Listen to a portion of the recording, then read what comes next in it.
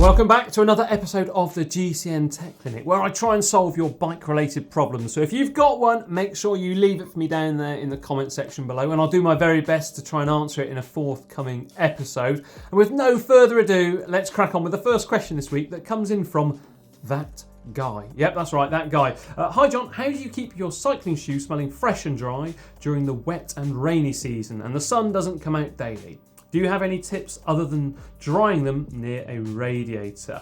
Oh, right, what a question, especially as right now in the UK we've got reasonable weather for a change.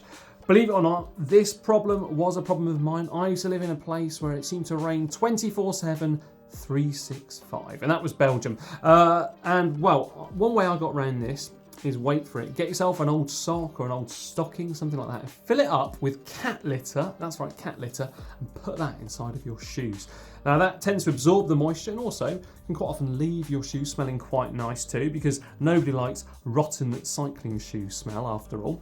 Another thing you can do is get yourself some scrunched up newspaper and put that in the shoes as well, and that tends to absorb that moisture from them. My personal favourite is actually a pair of shoe dryers that I've got. They're very small and slim, and they have a very low heat output as well as a UV light, which helps kill the bacteria, so you can try that in there too.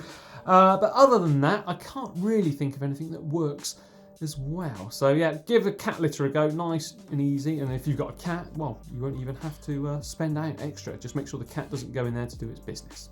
Next up, we've got ourselves Kevin Lavery, who says, I noticed the other day that the Shimano logo on my drive side crank arm is wearing away.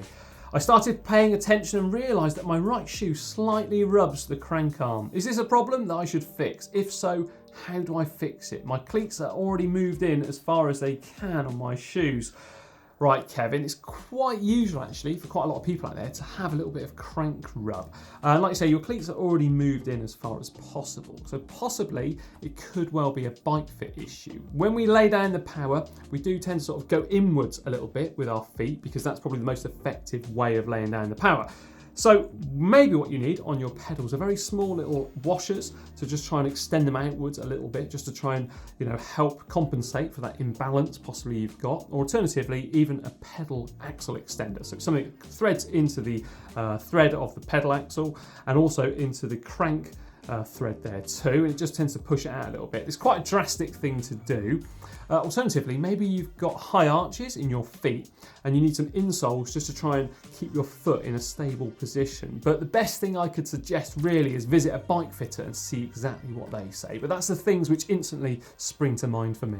Next up is Nicholas Bailey, who says, how durable are carbon rims? I've ridden into a few potholes and getting a bit worried. Am I at risk of splitting my rim mid-ride?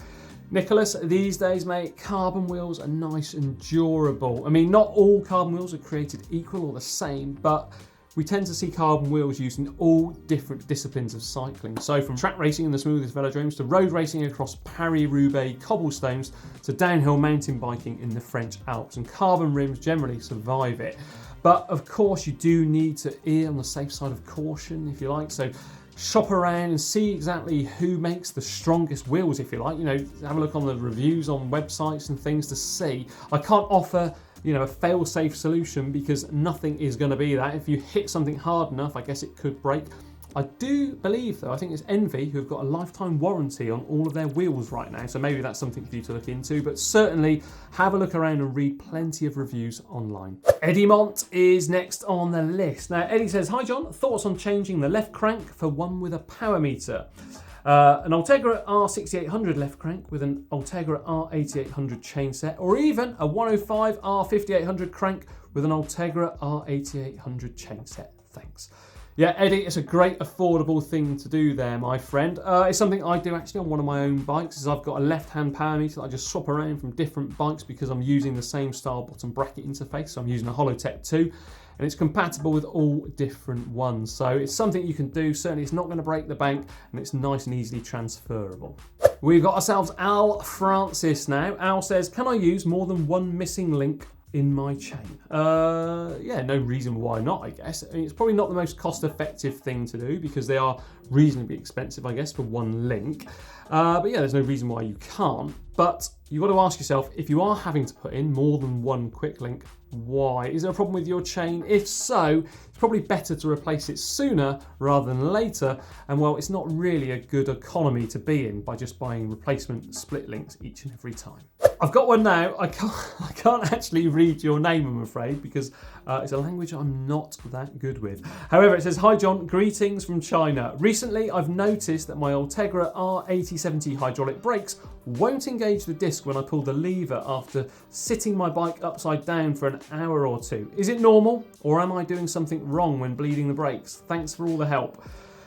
Right, sounds to me like you've got some air in the system there. So the best thing you can do is actually bleed the system and try and remove that air so those calipers can work again correctly. I have heard people in the past saying that when they hold a bike vertically or upside down, it's happened to them, and by bleeding it, it just sorts out the problem. So that would be my first port of call to try out on your bike. Next up is Nils Verheyen, who uses hydraulic disc brakes, and the disc is perfectly centered, but whenever they stand on the pedals and move the bike under them, the disc makes that ching noise, which we all know, I guess, if ever you've used disc brakes.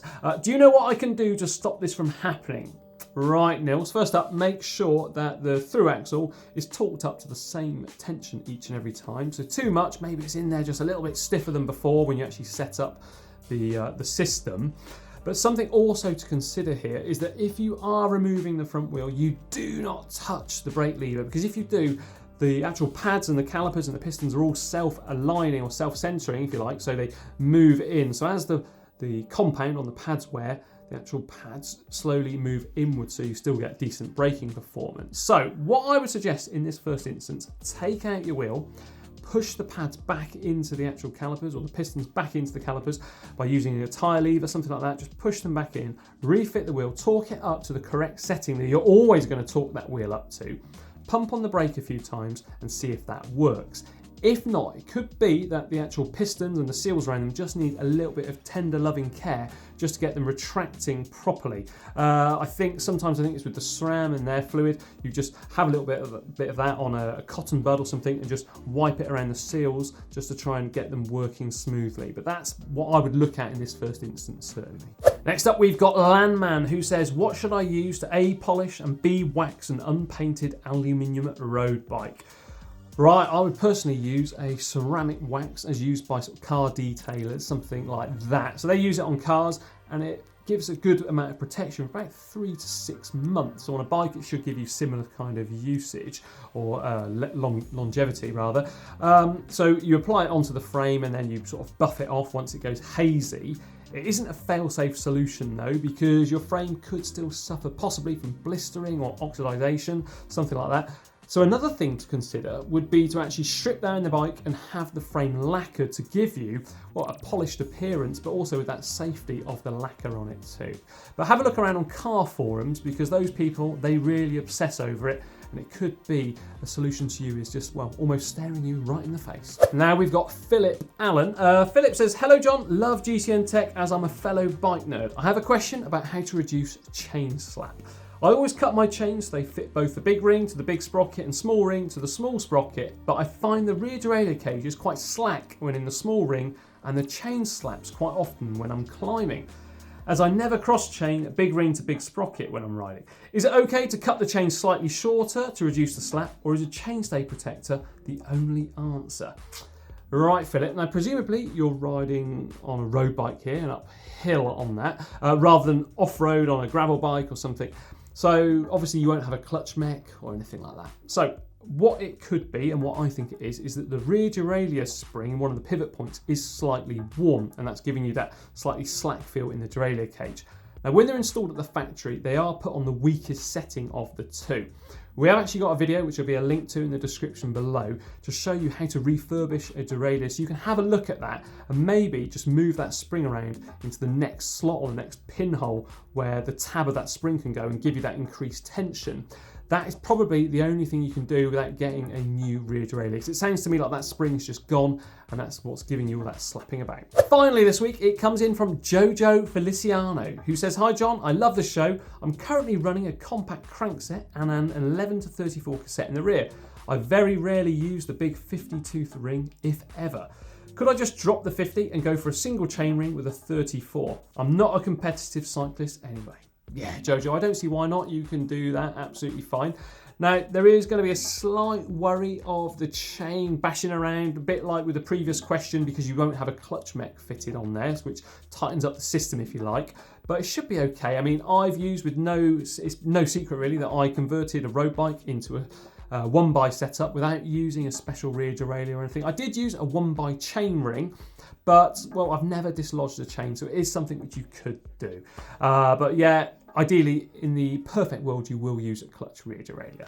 I do hope I've been able to help answer or solve your question this week. If not, leave me it down there in the comment section below, and I'll do my very best to help answer it in a forthcoming episode. Alternatively, leave it on all forms of social media using the hashtag AskGCNTech. Don't forget to like and share this video with your friends. Give it a big old thumbs up, and why not check out the GCN shop at shop.globalcyclingnetwork.com. And don't forget also to subscribe to the channel. So make sure you click that subscribe button and the little notification bell so you get alerted each and every time we put a video live. And now for 2 more great videos, how about clicking just down here and just down here.